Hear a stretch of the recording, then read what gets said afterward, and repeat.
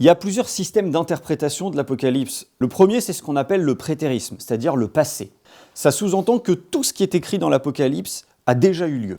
Le principal problème de cette approche, c'est que si tout ce qui est écrit a déjà eu lieu, la Nouvelle Jérusalem et la Nouvelle Terre ont déjà eu lieu, et en gros, nous, on a un peu raté le truc, quoi.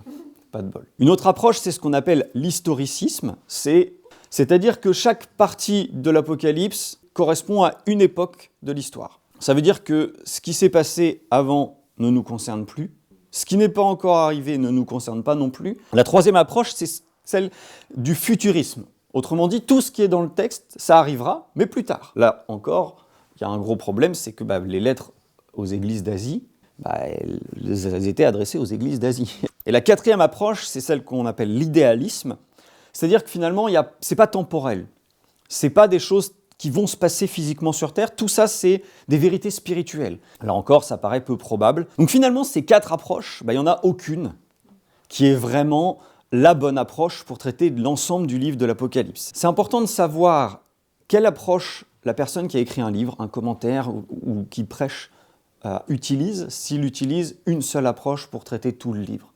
Ça vous permet ainsi d'avoir un certain recul.